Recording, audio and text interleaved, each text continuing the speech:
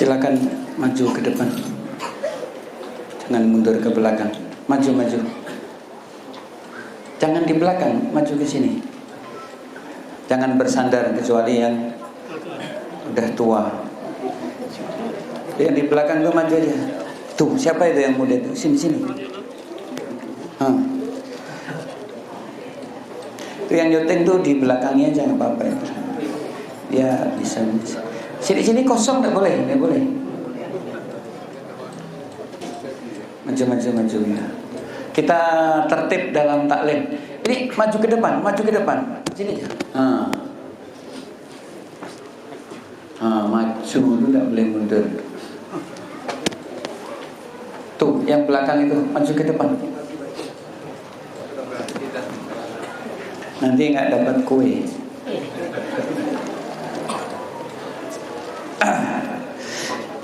Kalau taklim itu usahakan melihat kitab yang dibaca oleh ustadznya. Karena apa? Rukun taklim 1, membaca, mendengar, ada guru, ada kitab. Jadi antum harus lihat kitab, jangan tidak lihat kitab ya. Kalau yang nyuting itu belakangin aja itu. Ini kosong ini. Bisa diisi enggak? Tutup. Aduh, ini ganggu ini.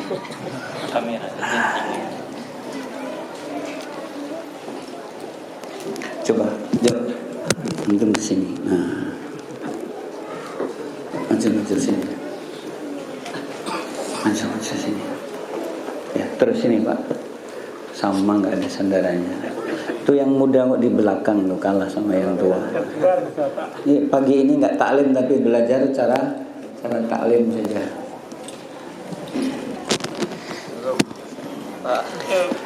Jangan dibiasakan antum kalau datang kemudian cari sandaran, tidak boleh. Nabi SAW melihat ada 3 orang datang ke majelis. Yang satu langsung ke depan. Yang nomor 2 manduk-manduk. Yang ketiga datang terus belum ada orang, pulang. Apa kata Nabi? Kalian lihat 3 orang itu. Yang pertama sangat bersemangat. Maka begitulah Allah memberikan kebaikan kepada orang itu. Nah, ini kita harus yang pertama. Yang kedua, manduk-manduk, malu-malu. Begitulah Allah memberikan kepada seseorang itu juga dikit-dikit. Antum mau dapat banyak tapi dikit-dikit yang didapat. Karena apa? Antum dikit-dikit. Yang ketiga, melengah. Begitu juga Allah berpaling dari orang tersebut. Nah, jadi harus depan ya. Alhamdulillah, salatu wassalamu ala Rasulillah Muhammad ibn Abdullah wa alihi wa sahbihi wa man tabi'ahu bi ihsanin ila yaumil qiyamah. Ya ayyuhalladzina amanu ittaqullaha haqqa tuqatih wa la tamutunna illa wa antum muslimun. Ya ayyuhalladzina amanu ittaqullaha wa qulu qawlan sadida yuslih lakum a'malakum wa yaghfir lakum dhunubakum. Wa may yuti'illaha wa rasulahu faqad faza fawzan 'azima. Amma ba'd. Fa inna asdaqal kalami kalamullahi wa khairal huda Muhammadin sallallahu alaihi wa alihi wasallam. Syarrul umuri muhdatsatuha fa inna kulla muhdatsatin bid'ah wa kulla bid'atin dhalalah wa kulla dhalalatin finnar thumma amma ba'd. Ikhwan fiddin, azani Allah rahimani wa rahimakumullah. Kita bersyukur kepada Allah Subhanahu wa taala. Bersama-sama kita duduk di majelis ini hendaknya senantiasa meluruskan hati kita. Niatkanlah karena Allah Subhanahu wa ta'ala. Sebagaimana para ulama juga senantiasa mengingatkan kepada diri mereka sendiri, kemudian kepada umat, agar senantiasa meluruskan niat karena Allah Subhanahu wa ta'ala. Dibuktikan dengan tulisan-tulisan mereka para ulama. Diawali dengan hadis yang diriwayatkan oleh Imam Bukhari dan Imam Muslim, bahwa Nabi SAW bersabda, innamal a'malu binniyat wa innama likulli imri'in ma nawa. Hanyalah amal-amal itu tergantung kepada niatnya.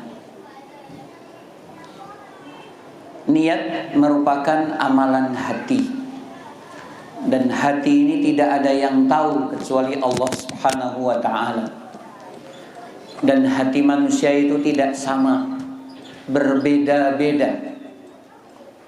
Maka berbeda pula niat seseorang. Ada yang niatnya karena Allah, ada yang niatnya separuh karena Allah, ada niatnya seperempat karena Allah. Dan Nabi SAW mengingatkan, innamal a'malu binniyat, amal itu tergantung kepada niat, wa innama likulli imri'in ma nawa, dan seseorang itu akan mendapatkan dari apa yang dia niatkan.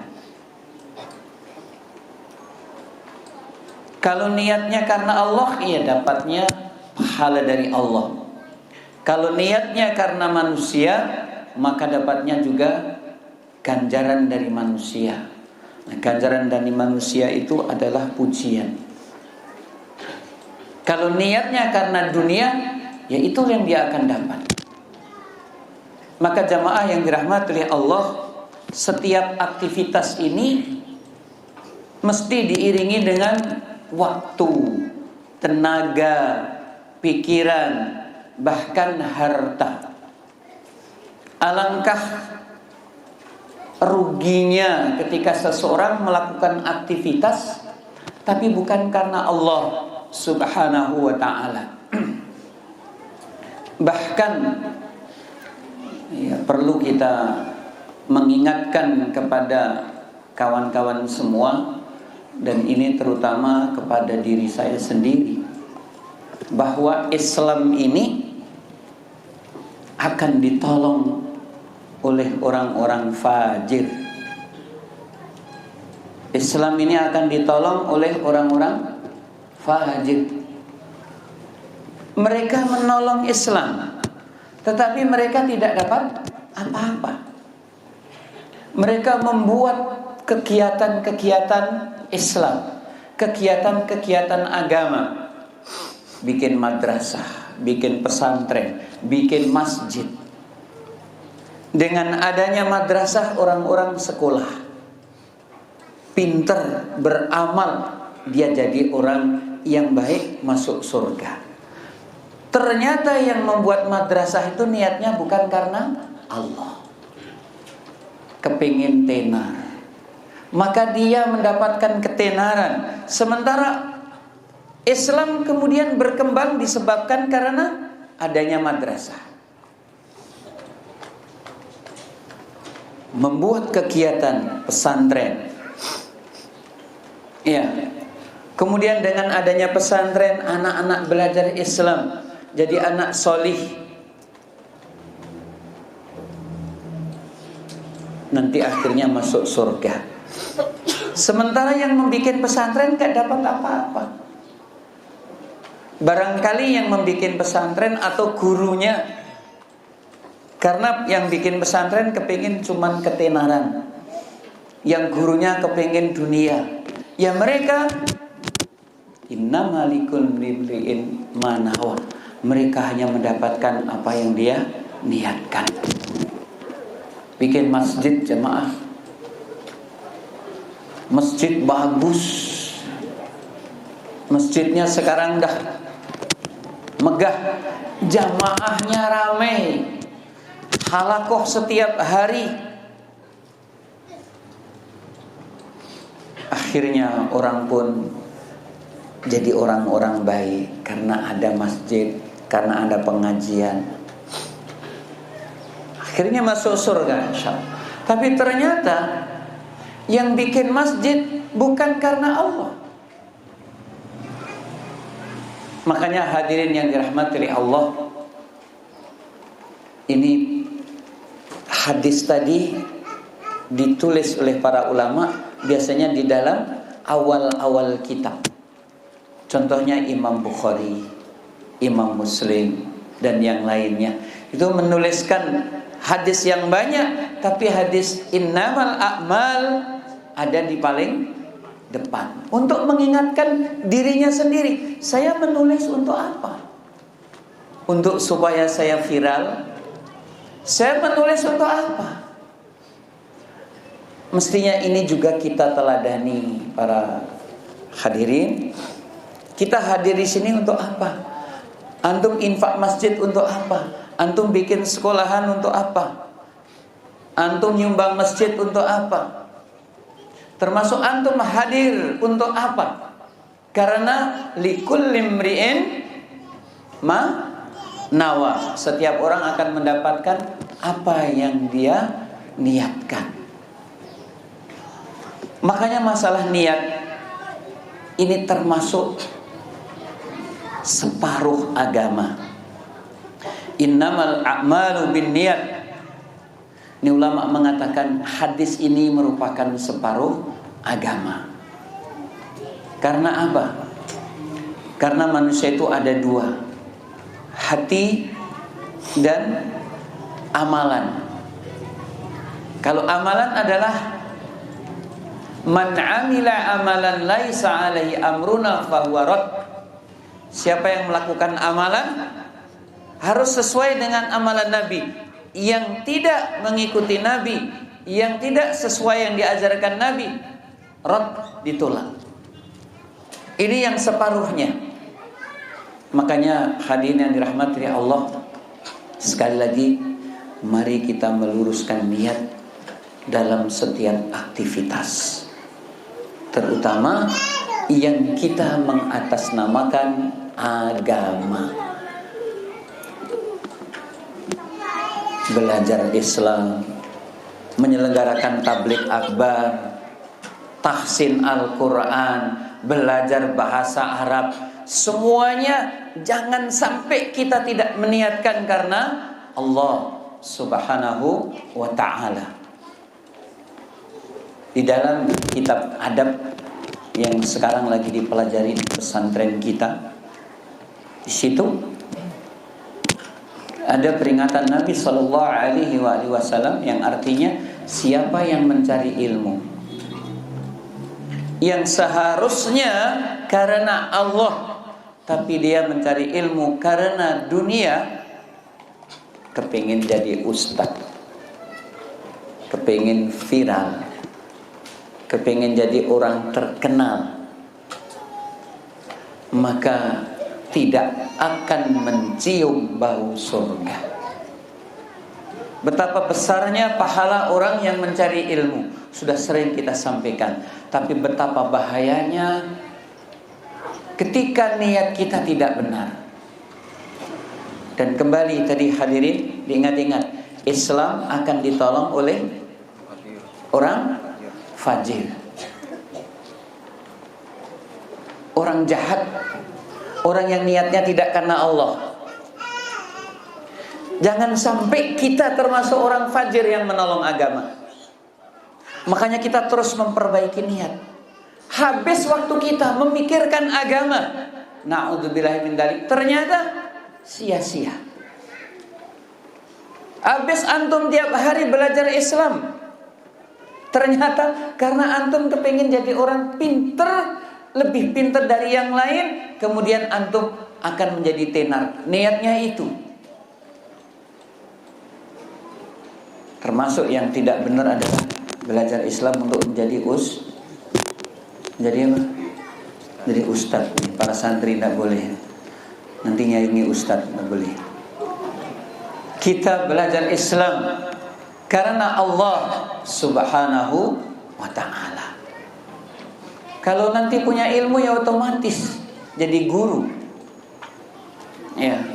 Sebagaimana saya sampaikan kepada anak-anak, kalau kamu belajar Islam, nanti kamu akan menjadi ustadz insyaallah. Karena ustadz itu harus orang yang ada ilmunya. Dan sekaligus kamu nanti jadi dokter. Kali kamu sekarang belajar kedokteran, nanti kamu jadi dokter tapi nggak jadi ustadz. Barakallahu fikum. Kembali kepada niat. Dan nanti ternyata hadirin rahimakumullah, pengadilan pertama di akhirat adalah pengadilan niat. Yang pertama kali nanti diadili adalah pengadilan tentang niat. 3 orang yang dipanggil pertama kali. Ternyata yang dipanggil, yang diadili pertama. Hadirin, kalau di dunia ini yang dihadirkan ke pengadilan biasanya orang baik atau orang buruk? Orang buruk ini. Sambo misalnya kan. Karena membunuh.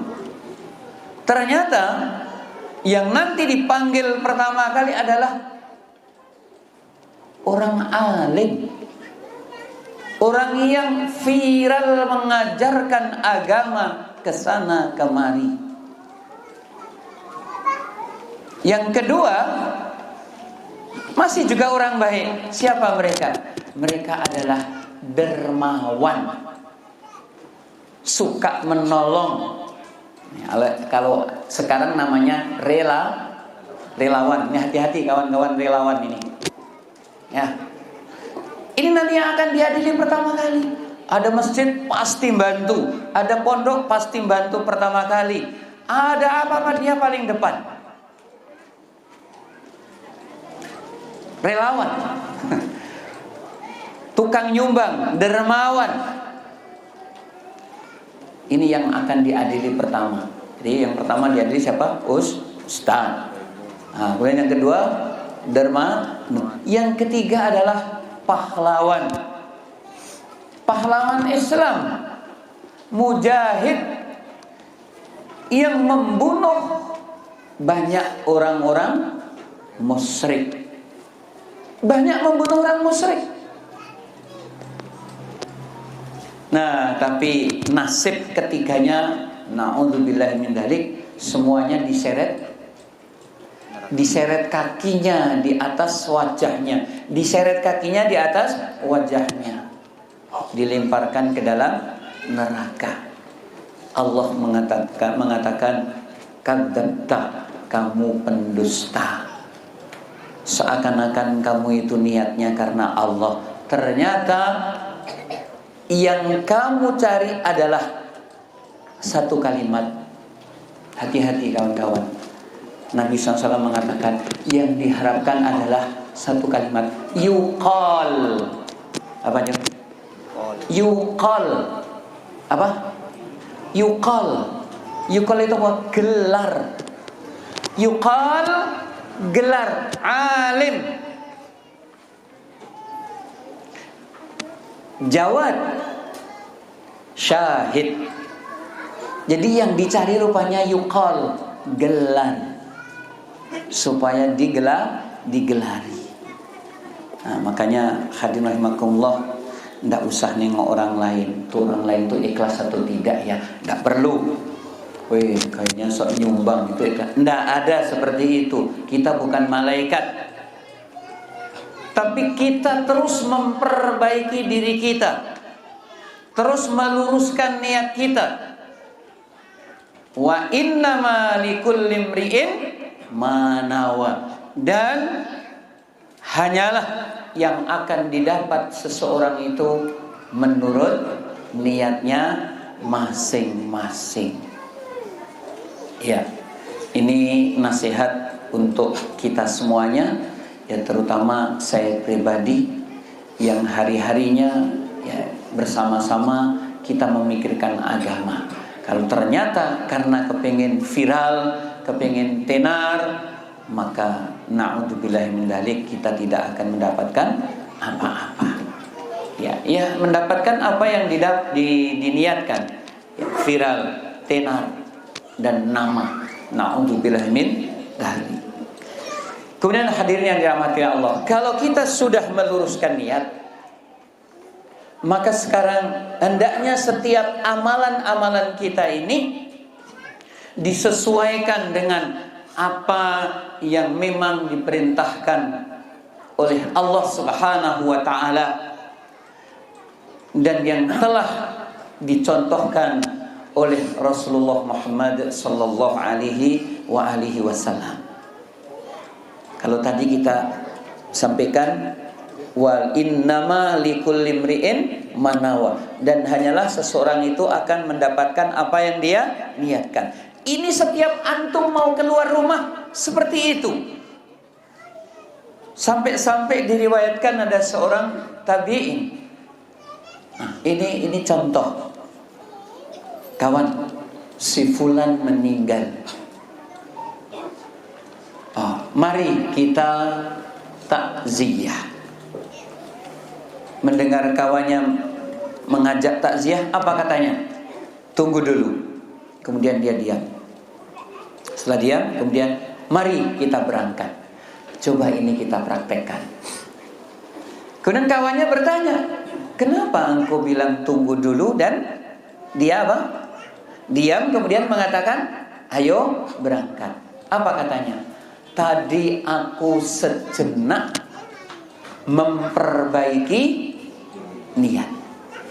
Antum juga seperti itu, kita juga seperti itu. Ke masjid mau jadi imam, atau mau sholat, atau mau pamer suara adzan, kita mau sedekah. Ini sedekah banyak loh, ini 5 juta. Ini untuk apa ini? Karena pamer atau karena Allah? Kalau karena pamer, jangan. 5 juta banyak, apalagi lebih dari itu. Bismillah, karena Allah. Karena Allah artinya tidak karena siapa-siapa, kasihkan. Terus seperti itu. Kalau kita senantiasa memperbaiki niat, insya Allah aman. Walaupun setan akan berusaha untuk mengacau niat kita. Tapi kata-kata Nabi, wa innama, dihafalin, wa innama likulli imri'in manawa. Seseorang akan mendapatkan apa yang dia niatkan. Nah, kemudian yang kedua hadirin, ketika kita sudah niatkan Allah, maka yang kedua, amalan ini ada enggak contohnya dari Nabi? Amalan ibadah ini ada enggak perintah dari Allah? Nah, yang harus menjadi kaidah kita kalau tadi wa innama likulli imri'in manawa, sekarang yang kedua adalah al-aslu fi kulli ibadatin haramun. Pegang nih kawan-kawan. Hukum awal dari semua ibadah adalah haram. Saya ulangi lagi. Kita melakukan ibadah, ingat, ibadah kita sesuai enggak dengan yang diperintahkan Allah? Ada enggak tuntunannya dari Rasulullah sallallahu alaihi wasallam? Kenapa? Apa tadi? Karena ibadah itu hukum awalnya haram. Jadi kita tidak boleh melakukan ibadah. Setiap kita melakukan ibadah, bertanya, ibadah itu haram tuh. Ini ada tuntunannya enggak? Kalau ada, silakan. Kalau tidak ada, jangan. Dan kita tidak usah mengomentari orang lain. Oh, ini begini, ini begitu. Tidak usah. Zaman fitnah sekarang ini. Saya itu dipesan untuk pengajian hari Sabtu yang akan datang. Diminta untuk memberikan pengajian. Tapi ada pesan sponsornya. tolong Ustadz jangan ada kata-kata bid'ah. Dan yang ngomong ini Ustadz juga. Jangan ada kata-kata bid'ah. Padahal Islam itu adalah menjelaskan tauhid. Supaya kita ngerti tauhid, kita harus menjelaskan lawannya tauhid. Apa? Syirik. Nah kalau untuk tolong jangan sampaikan masalah syirik. Yang kedua, kita bicara agama pasti bicara sunnah.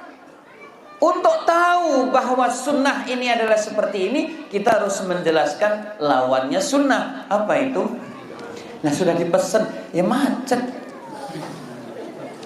Jadi datang nggak besok? Datang, insyaallah. Karena ada misi-misi tauhid. Ya sebenarnya memang kita kadang-kadang dalam berdakwah itu perlu melihat suasana. Ya. Kalau di situ tuh orang sudah benci sama kita, pasti bid'ah nanti, pasti syirik. Nah, ini enggak usah. Tapi kalimat ini sebenarnya harus disampaikan. Ya memang kita harus melihat suasana. Cuman yang saya sayangkan ada pesannya. Ya mungkin ada baiknya. Kadang-kadang jadi bingung kalau gitu. Padahal kita mau menyampaikan bid'ah. Jadi hadirin rahimakumullah, setiap kita melakukan ibadah, ingat dulu patokannya apa tadi? Pertama, kita akan mendapatkan apa yang sesuai dengan niat kita. Yang kedua, ibadah itu hukumnya adalah haram, hukum awal, kecuali ada perintah, kecuali ada contoh. Nah, kalau kita sudah seperti itu, insyaallah taala aman. Jadilah yang disebut amal sholih. Niatnya karena Allah, kemudian ada muttaba'ah, semua amal ibadah kita sesuai dengan apa yang diperintahkan Allah dan yang dicontohkan oleh Rasulullah sallallahu alaihi wasallam. Hadirin rahimakumullah, di dalam surah Al-Hujurat Allah Subhanahu wa taala berfirman, ya ayyuhalladzina amanu la tuqaddimu baina yadayillahi wa rasulih wattaqullaha innallaha samii'un alim. Wahai orang-orang yang beriman, janganlah kalian mendahului Allah dan mendahului Rasulnya. Yang dimaksud mendahului Allah dan mendahului Rasul adalah lancang berbicara tentang Allah sementara kita tidak tahu ilmunya. Yang kedua adalah melakukan ibadah-ibadah yang tidak pernah diperintahkan Allah dan Rasulnya. Nah, ini ayat salah satu di antara dalil hukum haramnya berbuat bid'ah. Jadi kalau ditanya di mana larangan Allah Subhanahu wa taala agar kita tidak berbuat bid'ah, maka ada pada surah Al-Hujurat ya. Yang pertama, kemudian yang kedua Allah Subhanahu wa taala berfirman, ya ayyuhalladzina amanu la tarfa'u aswatakum fawqa sautin nabi wa la taj'aru lahu bil qawli kajahri ba'dikum li ba'din an tahbata a'malukum wa antum la tash'urun. Wahai orang-orang yang beriman, la tarfa'u aswatakum, janganlah kalian mengeraskan suara kalian inda Rasulillah, di hadapan Rasulullah, fauqa sautin nabi, melebihi suara Nabi. Jadi ayat ini Allah melarang kepada para sahabat agar suaranya tidak melebihi suara Nabi. Ini adab. Nabi diibaratkan sebagai seorang guru, para sahabat seorang murid. Maka seorang murid tidak boleh bersuara keras di hadapan para gurunya. Orang tua, anak-anak tidak boleh mengeraskan suaranya melebihi suara orang tua. Para pemimpin, komandan, ini anggota tidak boleh melebihi suaranya daripada komandan. Itu adab seperti itu. La tarfa'u aswatakum fawqa sautin nabi. Janganlah kalian mengeraskan suara kamu melebihi suara Nabi. Kajahri ba'dikum li ba'din. Sebagaimana ketika kamu berbicara, di antara kamu saling mengeraskan suara. Tidak boleh di hadapan Nabi. Kalau sesama kawan nggak apa-apa, tapi sesama Nabi haram. Bahkan diancam, antahbata a'malukum. Ya, karena akan menjadi sebab amalan kamu akan batil, hilang. Wa antum la tashurun, dan kamu tidak sadar. Lah, kok amalan saya hilang? Padahal saya beramal ini, beramal ini, beramal ini. Ternyata karena suaranya melebihi suara Nabi. Hadirin, kita tidak ketemu Nabi. Insya Allah nanti ketemu Nabi. Berarti kita tidak mungkin suara kita melebihi suara Nabi. Kalau suara kita melebihi suara Nabi, maka batal amalan kita. Dan alhamdulillah kita tidak ketemu Nabi. Ya, orang kalau ketemu Nabi itu Masya Allah, ima dia celaka, ima dia orang yang paling beruntung. Siapa orang yang celaka? Mereka pasti orang yang tidak masuk Islam. Siapa yang paling beruntung? Karena berarti kalau dia orang Islam berarti seorang sahabat. Ini orang sahabat itu jaminan masuk surga. Nah, kita tidak ketemu Nabi, ya bolehlah kita bersyukur. Artinya kita suaranya tidak bisa menjadi sebab amalan kita hilang. Karena kalau kita berbicara di hadapan Nabi, suara kita lebih keras, batal amalan kita. Tapi ternyata ayat ini justru merupakan pelajaran buat kita. Pelajaran buat kita. Pelajaran apa ini kawan-kawan?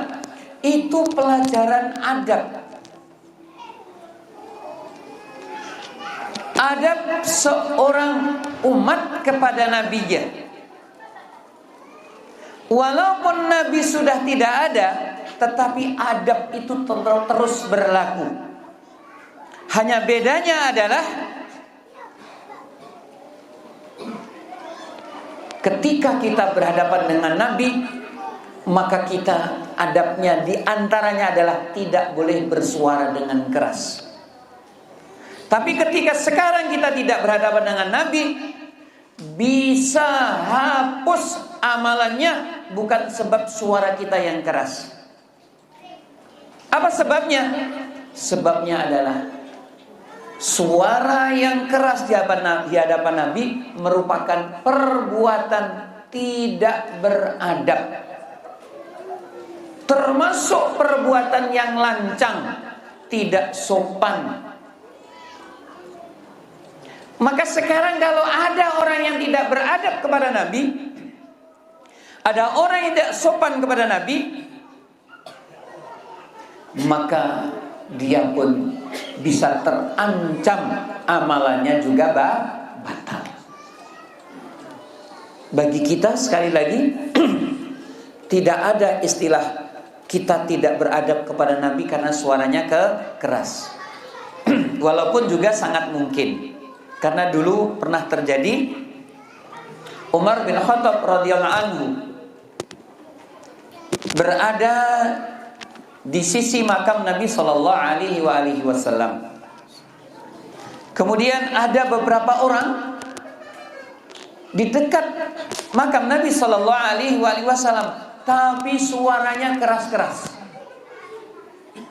Kemudian Umar bin Khattab radhiyallahu anhu langsung memanggilnya, "Kalian sini. Siapa kalian yang bersuara keras-keras? Sini." Marah Umar. Kita tidak diperbolehkan bersuara keras di hadapan Nabi Shallallahu Alaihi Wasallam. Kalian orang mana? Saya orang Taif. Apa kata Umar? Seandainya kamu penduduk Madinah, sudah saya pukul kepala kamu ini. Tapi karena kamu orang Taif, saya maafkan. Artinya Umar bin Khattab menghukumi tetap kita harus bersuara rendah walaupun Nabi sudah wafat kalau di dekat makamnya. Tapi kalau kita di sini kan enggak. Ya. Nah sekarang hadirin rahimakumullah, insyaallah kalau kita tidak berada di dekat makam Nabi SAW, kita bersuara keras, itu tidak mengapa. Tetapi tetap dikatakan tidak beradab kepada Nabi Shallallahu Alaihi Wasallam dengan melakukan perkara-perkara tertentu. Hadirin yang dirahmati oleh Allah, Imam Malik yang merupakan ulama besar yang bergelar Imam Darul Hijrah, beliau mengatakan, perhatikan kawan-kawan, ini ada hubungannya dengan tadi masalah adab. Mani bertada'a bid'atan,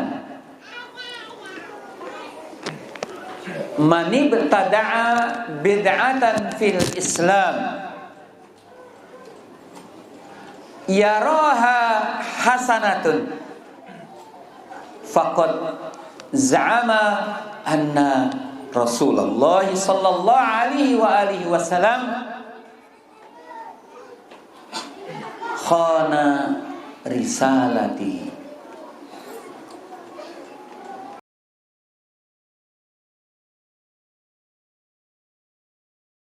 Siapa yang berbuat bid'ah di dalam Islam, kata siapa? Kata Imam Malik. Mani bertada'a bid'atan fil Islam, siapa yang berbuat bid'ah di dalam Islam, yaraha, dan dia menganggap bid'ah itu hasanatan, baik, faqad za'ama, maka dia telah menuduh anna Rasulullah SAW, bahwa Nabi SAW khana risalatihi, berkhianat terhadap Islam.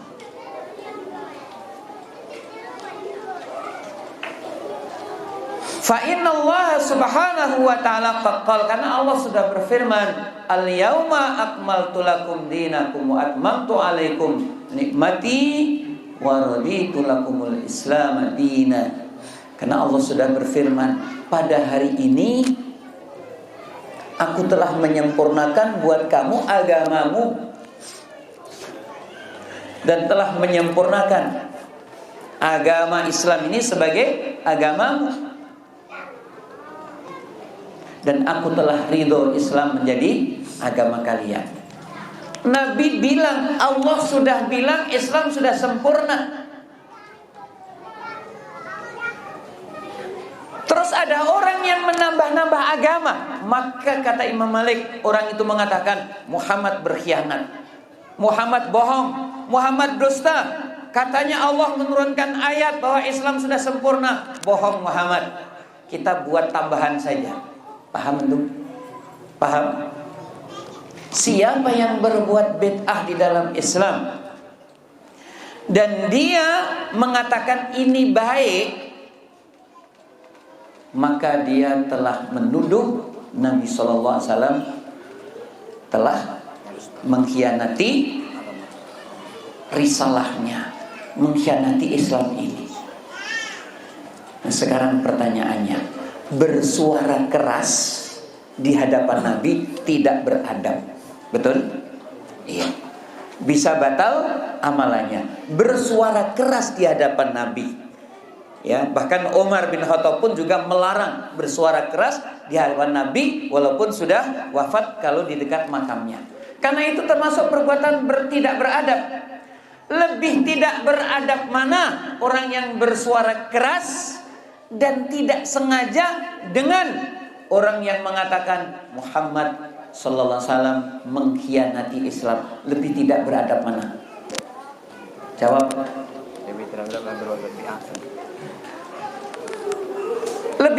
Lebih tidak beradab yang mana? Antum kok diem? Jangan-jangan antum ahlul hawa. Tentu lebih berat orang yang mengatakan Nabi itu pengkhianat. Siapa yang mengatakan pengkhianat? Orang yang mengatakan bahwasanya bid'ah itu adalah hasanah. Paham antum? Ini kata Imam Malik. Nah, makanya jamaah yang dirahmati oleh Allah, kita tidak usah ngurusin orang lain. Kamu ini, tidak usah. Sekarang kita di Indonesia mau bid'ah boleh, malah diatur oleh undang-undang. Kalau kita melarang, berarti kita kena undang-undang. Nanti bisa dipanggil di pengadilan. Untuk kita saja. Ini ada nggak tuntunannya dari agama? Kembali kepada pokok yang kita pegang tadi, bahwa semua ibadah itu hukum awalnya adalah haram, kecuali ada perintah. Kalau nggak ada perintah jangan dikerjakan. Makanya ada seorang ulama mengatakan, ya salam,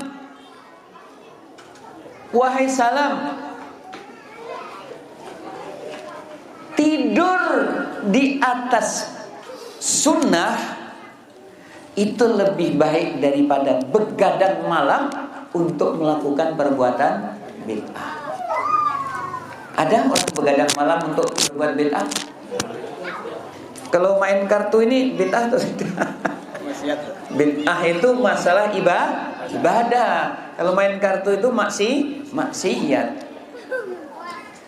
Apa itu begadang malam beribadah? Wah, disunting dengan sembarangan. Jadi tidur di atas sunnah, bagaimana tidur di atas sunnah? Bismikallahumma ahya wa bismika amut. Dah tidur pulas 8 jam pulas. Itu lebih baik daripada begadang berjam-jam tapi di atas bid'ah.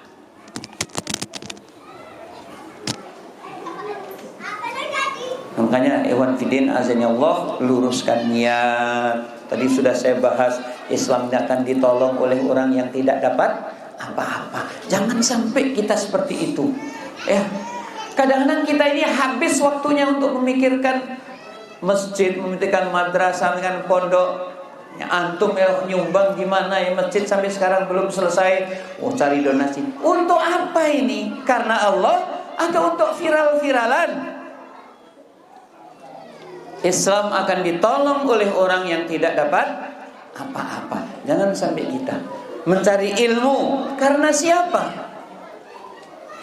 Takziah karena siapa? Dan sebagainya. Ya, yang kedua, kalau ibadah harus sesuai dengan tuntunan Rasul SAW. Dan kita pegang tadi kaidah bahwasanya al-aslu fi kulli ibadatin haramun ila ya'ti bihi dalil. Hukum awal ibadah itu haram kecuali kalau sudah ada perintahnya. Berbeda dengan perkara dunia. Kalau perkara dunia semuanya halal. Makan apapun halal. Melakukan aktivitas apapun halal. Sebelum ada larangan. Insyaallah ta'ala, kalau kita memegang kedua itu, mudah-mudahan kita termasuk orang yang selamat. Nah, kemudian yang ketiga, Ikhwan Fidin azani Allah. Yang ketiga, yang pertama tadi meluruskan niat. Yang kedua apa tadi? Yang ibadah dengan muttaba'ah. Kalau ketika kita mau ibadah, break dulu, meluruskan niat. Yang kedua ini introspeksi. Ada nggak dalilnya? Itu. Yang ketiga, ikhwan fillah azan ya Allah, hendaknya setiap kita ini bersegera. Bersegera. Jangan ditunda-tunda. Jadi bersegera itu berbeda dengan tergesa-gesa. Al-ajalatu minasyaiton. Tergesa-gesa itu dari perbuatan setan. Iblis suruh sujud, tidak mau. Kemudian sama Allah dibilang, kalau begitu kamu kafir masuk neraka. Apa kata iblis? Dengan tergesa-gesa dia mengatakan siap, tanpa mikir. Orang kalau gengsi itu tidak mikir panjang. Kamu suruh sujud tak mau, kamu berarti membangkang, kamu kafir masuk neraka. Siap. Tergesa-gesa. Tergesa-gesa itu dari setan. Tapi juga tidak boleh kita ini loyo, lemah, malas. Nih, wala ta'jiz. Jangan lemah-lemah kita ini. Ikhris ala ma yanfa'uk. Bersemangat kalau itu kita yakin ada manfaatnya. Ya, jadi kita itu pertengahan antara apa? Tergesa-gesa dengan loyo.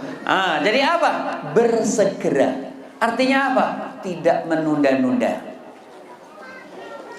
Sari'u ila maghfiratin min rabbikum wa jannatin arduhas samawati wal ard uiddat lil muttaqin. Sari'u, bersegeralah, ila, menuju. Ini kita diperintahkan untuk bersegera menuju satu.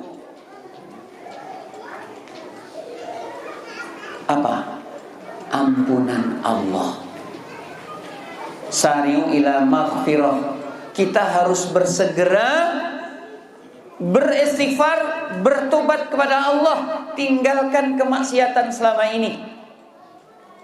Kita sekarang ini sudah harus memperbaiki terus. Yang lalu ya sudah, tapi sekarang harus terus memperbaiki. Satu.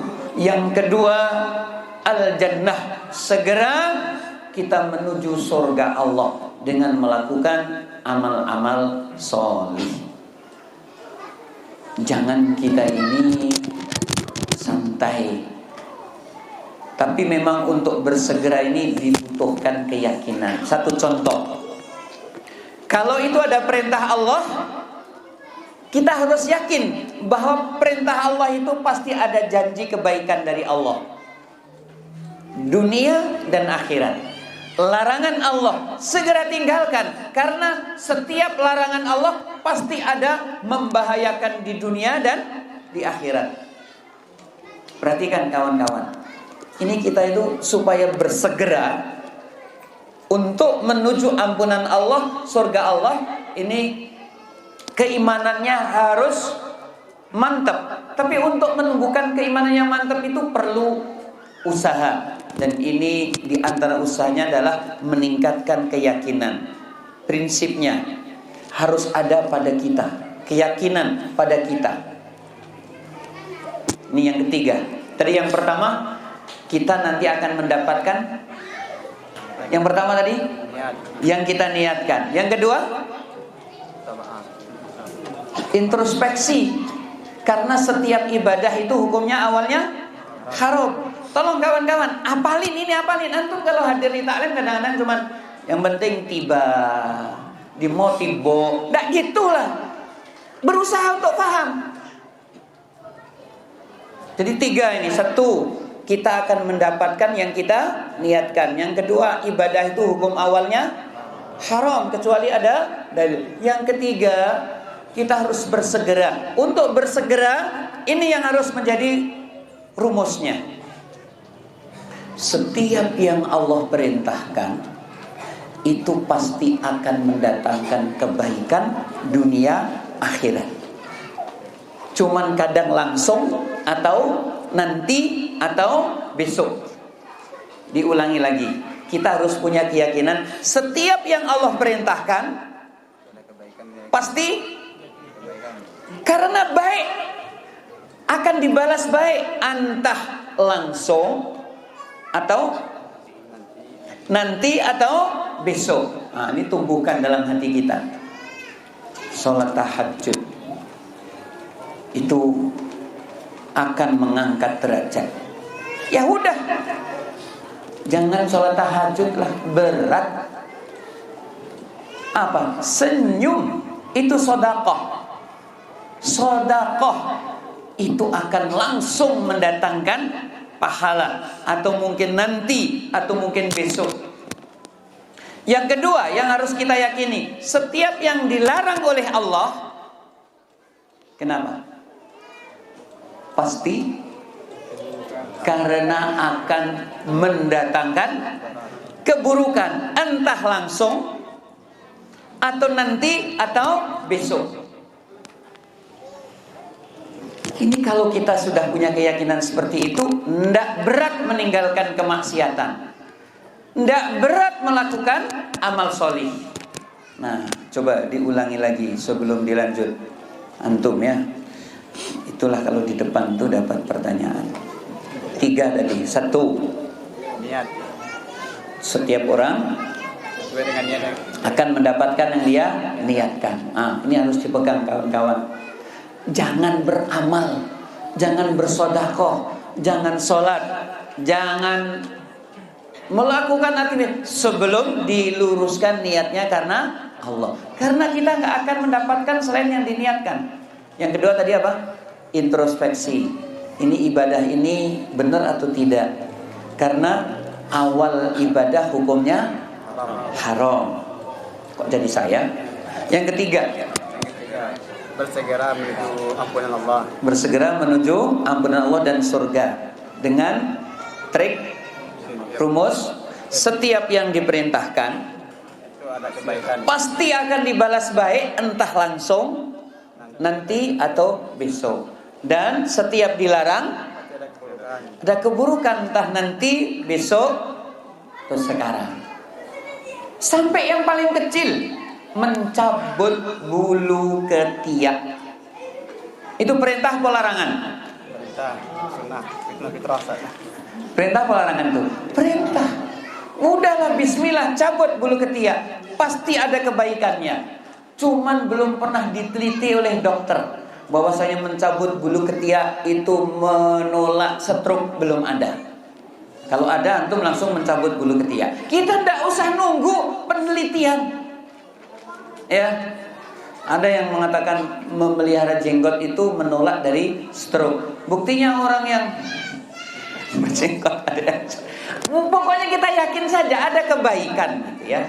Nah, insya Allah Taala di sini ada beberapa contoh orang yang bersegera. Itu pun juga Allah bersegera di awal. Antum nanti kalau kajian masuk, duduknya paling depan. Resikonya apa? Dapat hadiah atau mungkin ditanyakan gitu kan. Nih. Jadi kalau datang ke pengajian pertama kali duduk di sini, jangan seperti yang katakan Nabi, ada 3 orang datang, yang satu langsung ke depan, kemudian yang kedua mando-mando, yang ketiga melengah. Nabi mengatakan begitulah Allah memperlakukan hambanya, karena dia semangat langsung diberi. Allah pun juga semangat. Ini antum tuh suka mando-mando. Alasannya karena ada yang nyoteng. Jangan manduk-manduk, langsung depan. Maka Allah pun juga akan memberi ya. Dan begitu juga santri juga seperti itu. Santri yang semangat dapatnya banyak, santri yang malu-malu dapatnya dikit. Dan ini karena antum kadang-kadang datang ke pengajian itu niatnya belum 100%. Lamu dah sabok kawan lah datang. Lah itu nanti dapatnya sabok kawan. Daripada nganggur di rumah, lah dapatnya yang nggak nganggur di rumah. Antum kalau hadir di pengajian itu kepingin dapat ilmu, kemudian memperbaiki diri dan mengamalkan. Pertanyaannya, dapat ilmu belum? Kan belum kan? Sikit kan? Ya antum manduk-manduk. Kemudian ada yang melengah, maka Allah pun juga seperti itu. Ya, jadi harus semangat. Nah, ada seorang sahabat ketika Nabi SAW mengatakan, aku Isra dan Mi'raj, kemudian diperlihatkan kepadaku umat yang banyak. Kukira itu umatku, ternyata bukan. Itu umat Musa. Kemudian ada yang banyak lagi. Kukira itu umatku, ternyata tidak. Kemudian setelah itu datang umat yang paling banyak. Dan dikatakan itu umatmu. Dan di antara umatmu itu ada 70.000 orang yang masuk surga tanpa hisab. Senang sekali. Ya Rasul, tolong doakan saya masuk rombongan itu. Semangat sekali itu. Nabi mengatakan, ya, kamu termasuk rombongan itu. Melihat kawannya kayak gitu, ya Rasul, doakan juga saya ya. Maaf, kamu enggak. Telat. Tuh, cuma Nabi bahasanya halus kan. Enggak, kamu telat. Enggak. Waduh, maaf ya, kamu sudah kedahuluan ukasa. Antum ketika ada ayat, ketika ada hadis, bersegera. Hadis bahwasanya siapa yang membangun masjid walaupun hanya sebesar tempat bertelurnya burung, maka akan dibuatkan bukan sarang burung, Tanah surga. dibuatkan rumah di surga. Batu bata berapa harganya? Ya antum gak bersegera, lu mendengar itu langsung antum bawa karung, bawa batu bata ini. Itu bersegera namanya. Ukasa begitu mendengarkan hadis itu kepengen langsung, ya Rasul, doakan saya. Ya, kamu termasuk rombongan itu. Nah, kau yang nomor 2, wah didoakan ya. Saya juga ya Rasul. Enggak, kamu telat. Kemudian tadi ketika Nabi Shallallahu Alaihi Wasallam mendapatkan wahyu, la tarfa'u aswatakum fawqa sautin Nabi. Janganlah kalian mengeraskan suara kamu melebihi suara Nabi, karena amalan kamu bisa hilang. Tuh sahabat mendengar itu langsung merespon ayat itu, kemudian sedih, berusaha untuk suaranya direndahkan. Jadi ada di situ ketika ayat itu belum turun itu Abu Bakar sama Umar itu berselisih cekcok. Nah, jadi Abu Bakar mengatakan, ini dipanggil si fulan ini yang jadi ketua. Kelompok ini ketuanya ini. Umar bilang, alah kamu Abu Bakar, kamu itu yang penting asal beda sama saya. Ribut. Maka turun ayat, la tarfa'u aswatakum fawqa sautin Nabi. Hanya Umar bilang, aduh ya Rasul, saya berjanji mulai sekarang saya tidak akan lagi bersuara keras melebihi suara engkau. Langsung seperti itu. Nah kemudian beberapa waktu yang lain Nabi SAW kehilangan seorang sahabat. Namanya adalah Thabit bin Qais bin Syamas. Nah, diingat-ingat. Siapa? Thabit bin Qais bin Syamas. Nabi, kemana orang ini tidak pernah ketemu itu? Mana ini orang? Kemudian dia bilang, ya Rasulullah, aku tetangganya. Dan aku tahu kira-kira kenapa dia tidak datang ke sini. Dan aku tahu kira-kira sedang apa dia di sini. Kamu kok tahu saya tetangganya gitu? Cari dia ke sana, dia cari. Rupanya hadirin, Thabit bin Qais ini bilang sama istrinya, dia nangis. Istrinya bilang, kenapa engkau menangis wahai suamiku? Turun ayat bahwa orang yang bersuara lebih keras dari suara Nabi, amalannya batal. Dan kamu tahu, aku adalah orang yang suaranya paling keras. Akhirnya dia bilang sama istrinya, aku masuk kamar, tolong dikunci dari luar. Dikunci pakai palang kayu, dipaku. Saya tidak akan keluar sampai Nabi Shallallahu Alaihi Wasallam memaafkan atau Allah nanti yang mengadili aku. Nah, itu tadi teman tadi datang, ditanya, mana suami kamu? Ada di kamar. Nah, kemudian langsung sahabat ini langsung menemui Nabi Shallallahu Alaihi Wasallam. Ya Rasulullah, betul ternyata dia sedang menangis di dalam kamar, bahkan dikunci. Itulah hadirin semangatnya, responnya para sahabat ketika mendapatkan ayat. Dengan respon yang seperti itu, langsung keluar dari yang mulia Nabi Sallallahu Alaihi Wasallam, beri kabar kepada dia, jangan menangis, karena dia adalah penduduk surga. Masya Allah. Langsung dikabarkan oleh Nabi, bilang sama dia, dia penduduk surga. Karena apa? Nabi tahu dia ketakutan, suaranya keras, mesti dipelankan. Itulah hadirin, kita diperintahkan untuk bersegera ketika kita mendapatkan perintah, ketika kita ada larangan. Responnya bersegera. Jangan kita ini suka menunda-nunda. Nah, 3 poin ya. Meluruskan niat, karena kita akan mendapatkan apa yang didapat. Kok diulangi Ustaz? Diulang-ulang terus. Yang ketiga, introspeksi. Ya, jangan sampai melakukan ibadah yang tidak ada perintah, karena ibadah itu hukumnya haram, hukum awalnya, sampai ada dalil. Bahkan tadi ingat kata-kata Imam Malik, cukup untuk kita, man ibtada'a bid'atan fil Islam yaraha hasanatan faqad za'ama anna Rasulullah SAW khana risalati. Siapa yang berbuat bid'ah dalam Islam kemudian dia menganggap itu adalah baik, maka dia telah menuduh Nabi SAW berkhianat terhadap Islam. Ini perbandingannya orang yang berbuat bid'ah dengan orang yang bersuara keras, lebih parah mana? Bersuara keras saja bisa batal pahalanya, apalagi yang menuduh Nabi berkhianat. Maka dari dasar ini ulama mengatakan perbuatan bid'ah bisa menghapus amalan. Saya ulangi lagi, perbuatan bid'ah bisa menghapus amalan. Ini saya juga pernah diserang. Antum bilang kayak gitu ya.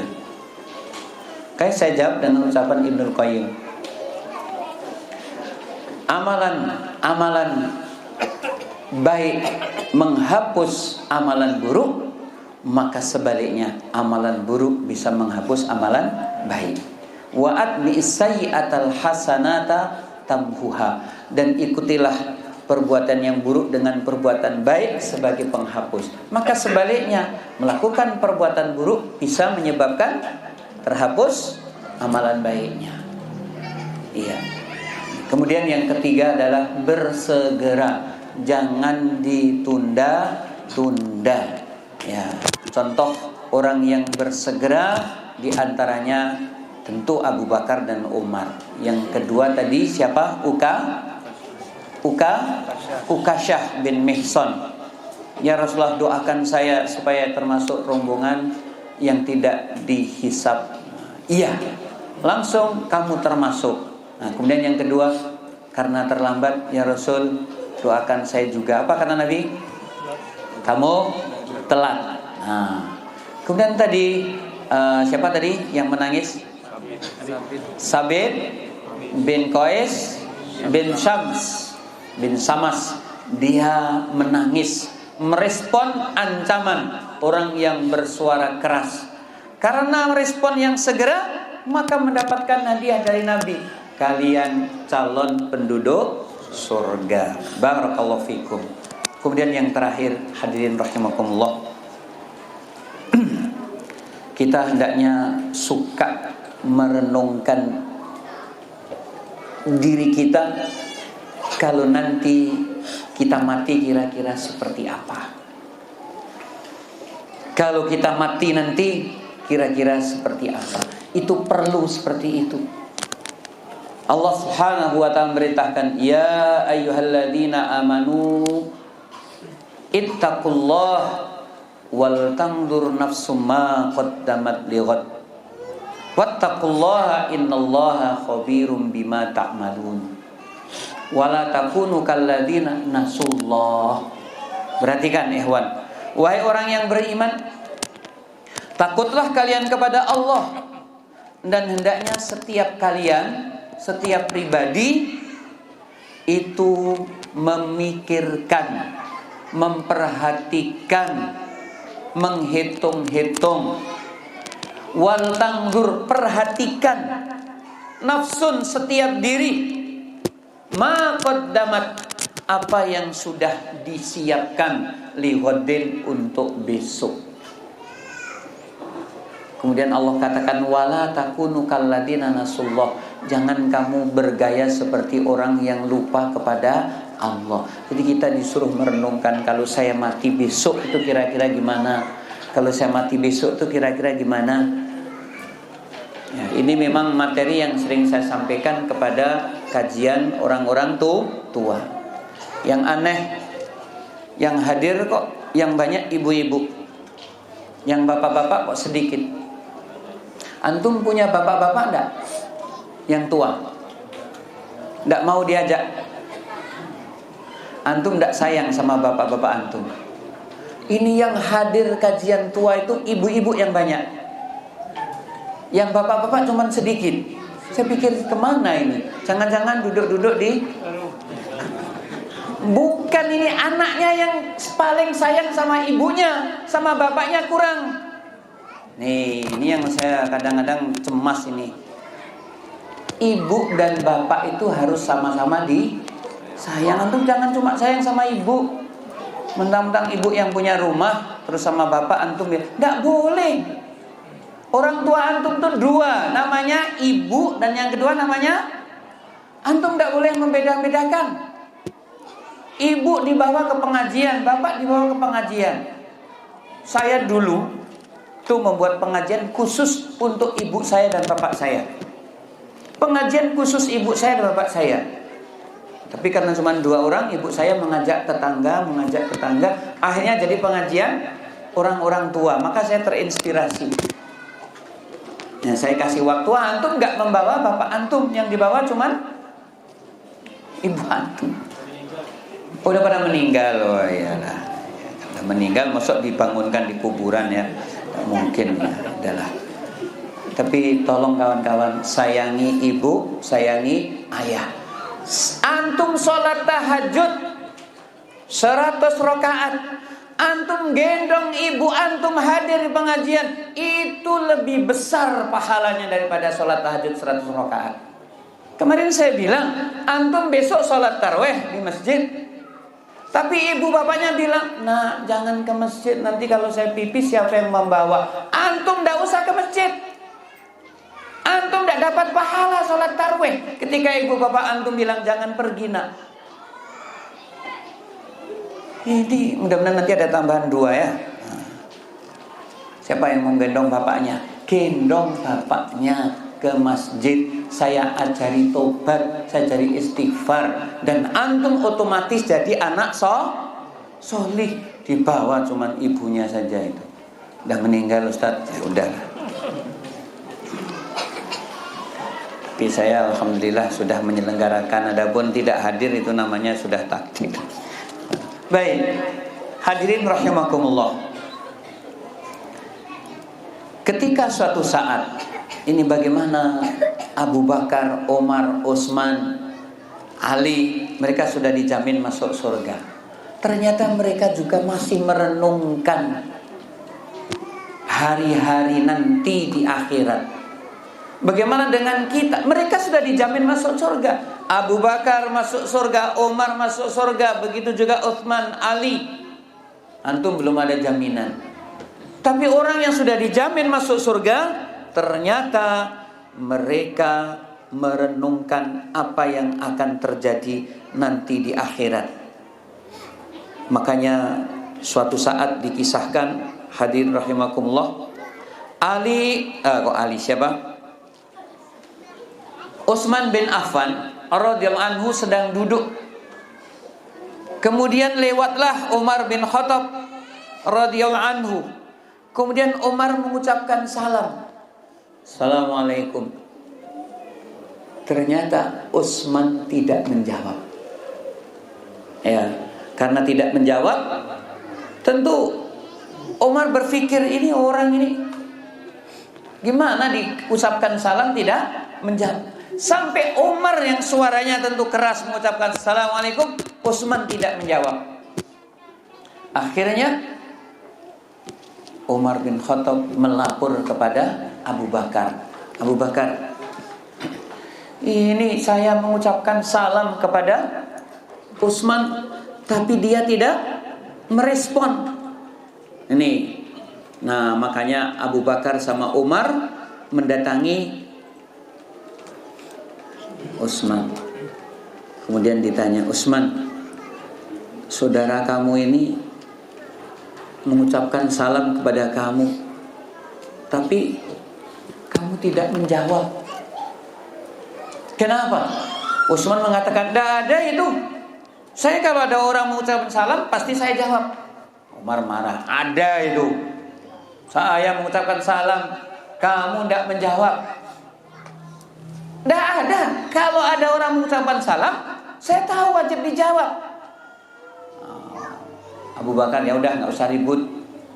Tentu karena kamu sedang memikirkan sesuatu. Coba diingat-ingat.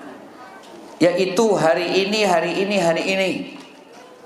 Oh iya, saya memang sedang duduk dan pada waktu itu saya sedang merenung. Nih, apa yang kamu renungkan? Makanya Utsman menjawab, aku merenungkan Nabi Shallallahu Alaihi Wasallam sudah wafat. Sementara aku belum pernah menanyakan sesuatu yang membuat kita semuanya nanti di akhirat ada jaminan keselamatan. Ini Utsman memikirkan. Utsman itu sudah dijamin masuk surga. Begitu juga Abu Bakar dan Umar. Tapi mereka merenungkan. Nah, termasuk pada waktu itu Utsman saking merenungnya, saking memikirkannya sampai apa namanya? Tidak sadar ini. Ngango ini. Diucapin salam sama Umar sampai tidak menjawab. Oh, kalau begitu aku juga sering seperti itu. Dan aku sudah bertanya kepada Nabi, apa yang menjadi jaminan kita masuk ke dalam surga selama di akhirat? Mendengar itu Utsman langsung berdiri, semangat sekali. Apa yang dikatakan Nabi Sallallahu Alaihi Wasallam? Jadi inilah semangatnya orang-orang itu memikirkan agama supaya selamat di akhirat. Orang yang sudah dijamin masuk surga masih merenungkan bagaimana nanti di akhirat. Maka kita pun juga seperti itu. Ini poin yang keempat. 1, 2, 3, 4. Yang keempat, merenungkan nasib kita nanti. Kata Abu Bakar alaihi salatu wasalam, ya Rasulullah, ma najatu hadal amri. Ya Rasulullah, apa supaya kita nanti mendapatkan jaminan? Jadi artinya begini, ikhwan. Abu Bakar sempat bertanya kepada Nabi sebelum Nabi wafat. Adapun Utsman sedih karena belum sempat bertanya. Nah, akhirnya ada satu peristiwa di mana Umar mengucapkan salam nggak dijawab. Umar marah, lapor sama Abu Bakar. Keduanya datang dan sampailah ketemu. Aku pernah bertanya kepada Nabi, ya Rasulullah, apa yang menjanjikan keselamatan yang merupakan jaminan kita selama di akhirat? Faqala Rasulullah SAW, dan Nabi SAW menjawab. Inilah hadirin rahimakumullah yang harus kita syukuri. Kata Nabi, man qabila minni al-kalimatallati arartu ala ammi faraddaha alayya fayalahu najahatun. Siapa yang menerima satu kalimat, yang kalimat itu pernah aku tawarkan kepada pamanku, tapi pamanku menolak, maka siapa yang menerima kalimat itu, maka dia akan mendapatkan keselamatan. Yang dimaksud kalimat apa? La ilaha illallah. Inilah yang ditawarkan kepada pamannya siapa? Abu Thalib. Faraddaha, tapi Abu Thalib menolak. Jadi artinya orang yang sudah dijamin masuk surga saja merenungkan nasib yang akan datang, apalagi kita. Makanya hadirin, kalau kita ingat akhirat, memikirkan akhirat, mudah-mudahan hidup ini ya terasa ringan, dan kita pun juga ringan untuk beribadah kepada Allah Subhanahu wa ta'ala. Alangkah beruntungnya orang yang mengucapkan kalimat la ilaha illallah. Akan tetapi tentu pembahasannya pada waktu yang akan datang, bahwasanya dikatakan kepada seorang ulama, miftahul jannah la ilaha illallah. Kunci surga itu adalah kalimat la ilaha illallah. Tapi dia mengatakan bahwasanya walakin ma min miftahin illa lahu asnan. Kunci surga itu la ilaha illallah. Tapi kunci itu bisa membuka kalau ada apanya? Gigi-giginya. Sekarang kunci tapi ompong, bisa buka pintu enggak? Seseorang mengucapkan la ilaha illallah bisa membuka pintu surga. Kalau la ilaha illallahnya ada gigi-giginya. Nah, gigi-gigi itu yang disebut dengan syarat-syarat la ilaha illallah. Di antaranya paham maknanya. Lah kalau orang mengatakan la ilaha illallah tidak paham maknanya, tidak ada gunanya. Ya, makanya kita harus memahami maknanya. Insyaallah akan kita bahas pada pertemuan yang akan datang. Dan di antara maknanya adalah la ma'buda bihaqqin illallah. Tidak ada yang boleh diibadahi kecuali Allah Subhanahu wa ta'ala saja. Wassallallahu ala nabiyina Muhammadin wa ala alihi wa sahbihi wasallam. Subhanakallahumma bihamdika asyhadu an la ilaha illa anta astaghfiruka wa atubu ilaik. Assalamualaikum warahmatullahi wabarakatuh.